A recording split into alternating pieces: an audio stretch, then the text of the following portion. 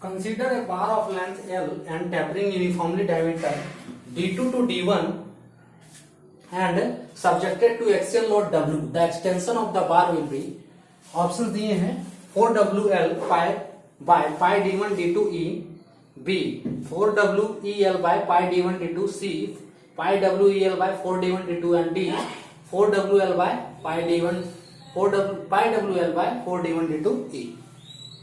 ये question SSC JE 2007 का है। एसएससी जेई 2007 का क्वेश्चन है जो कि स्ट्रेंथ ऑफ मटेरियल से, स्ट्रेंथ ऑफ मटेरियल का क्वेश्चन है ये। तो एक बार है जो यूनिफॉर्मली डिस्ट्रीब्यूटेड है, उसका एरिया अलोंग टू लेंथ, ठीक है। तो उस बार का जो एक्सटेंशन क्या होगा वो हमें फाइंड करना है, ठीक है। तो नॉर्मली जो बार का एक्सटेंशन होता है वो होता है del extension of bar, extension of bar del L equals to होता है P L by A E. ये एक्सटेंशन ऑफ बार होता है, ठीक है। यहाँ पे लोड एक्सियल लोड डब्ल्यू से रिप्रेजेंट किया है तो हम यहाँ पे डब्ल्यू लिख देते हैं, ठीक है। डब्ल्यू या पी बात एक ही है, लोड है ये, ठीक है। अब हमें फाइंड करना है उस बार का, ठीक है, एक्सटेंशन फाइंड करना है जिसका डायमीटर वेरीज कर रहा है एलोंग लेंथ वेरीज कर रहा है D1 टू D2, ठीक है। यहाँ पे डेल एल में ई है यंग्स मॉडुलस ऑफ इलास्टिसिटी, बाकी जो लोड लेंथ एरिया ये तो क्वेश्चन में दर्शाया गया है। सो इस बार के लिए जो यूनिफॉर्मली जो वेरीज कर रहा है उस बार के एक्सटेंशन निकालने के लिए हम उस बार को पहले यहाँ पे ड्रॉ करते हैं। ये हमारा यूनिफॉर्मली टेपरिंग बार है जिसका डायमीटर वेरी कर रहा है D1 से D2। ये हमारा डायमीटर है D1 से D2 या D2 टू D1, बात एक ही है, इससे कोई दिक्कत नहीं है। और ये D2, ठीक है।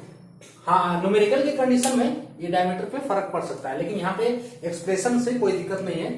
सो D1 से D2 वेरी किया, ठीक है। इस पे जो है एक्सियल लोड लगाया जा रहा है, यानी कि एक्सियल लोड कैसे, इसमें बार में एक्सटेंशन हो रहा है तो यहाँ पे ये लोड हमारा जो है एक्सियली टेंसाइल लोड होगा। तो यहाँ पे लोड W लगाया जा रहा है, इस बार पे W यहाँ पे लगाया जा रहा है, ठीक है। अब हमें एक्सटेंशन फाइंड करना है, तो इस बार का लेंथ दिया है L, ये ऑलरेडी दिया है ना, ये लेंथ L है बार का। अब इस बार पे एक्सटेंशन फाइंड करने के लिए हम एक यहाँ पे dx एलिमेंट लेते हैं, एट x डिस्टेंस यहाँ पे हम एक dx एलिमेंट लेते हैं, ठीक है। और ये हमारा dx एलिमेंट है, dx कहां पे है, from diameter D1 to x distance पे।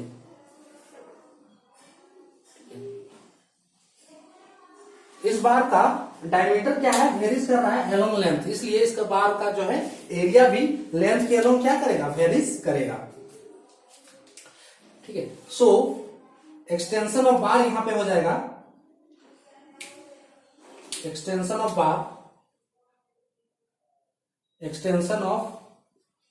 बार ये हो जाएगा del L equals to W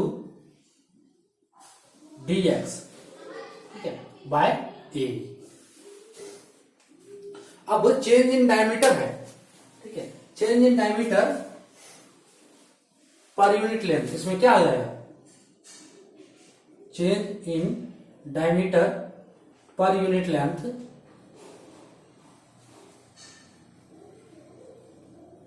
change in diameter per unit length, यानी कि D1 से D2 वेरी किया, so D1 minus D2 by L per unit length, यानी कि लेंथ से डिवाइड कर देंगे।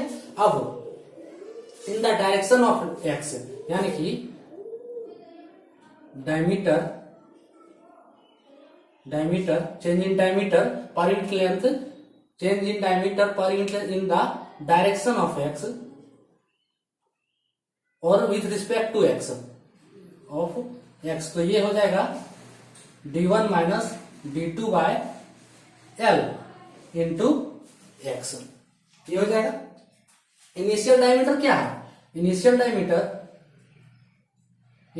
डायमीटर ये क्या है डी आई, D1, इसको D1 माना। So total change in diameter हो जाएगा, total change in diameter, total change in diameter क्या हो जाएगा, D1 minus D2 by L into x. ठीक है, इसको हम K मान लेते हैं, D1 minus D2 by L को हम K मान लेते हैं। सो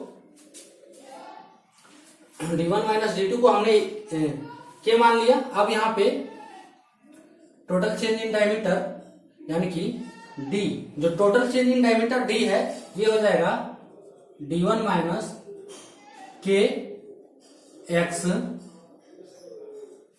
D1 माइनस के एक्स, यही हो जाएगा, इसको हमने K माना है। ठीक है, सो एरिया ऑफ बार क्या हो जाएगा, यहाँ पर एरिया ऑफ बार होता है पाई by 4 D square. So area of बार ये होता है पाई बाय 4 डी स्क्वायर। तो पाई बाय 4 डी स्क्वायर यानी कि D1 माइनस के एक्स का होल स्क्वायर। अब यहाँ पे एक्सटेंशन ऑफ बार का फॉर्मूला पुट करेंगे और इसे हम एरिया के रूप में पुट कर देंगे, तो कि हमारा जो है एक्सटेंशन ऑफ बार निकल जाएगा। सो एक्सटेंशन ऑफ बार यानी कि यहां से हमारा डेल एल इक्वल्स टू होगा, del L equals to P D X by pi by 4, ये ई है ना, तो पाई ये का वैल्यू हम यहाँ पे D1 माइनस के एक्स का स्क्वायर, ठीक है, इंटू ई। इसको हम क्या करेंगे, इसका एरिया फाइंड करने के लिए इसको इंटीग्रेट करेंगे, कहां से कहां तक, 0 से L तक, क्योंकि यहां जो लेंथ इसका वेरी कर रहा है 0 टू L। ठीक है, यहां 0 टू L इसका वेरी कर रहा है। सो ये हो जाएगा dl इक्वल्स टू इंटीग्रेशन 0 से L।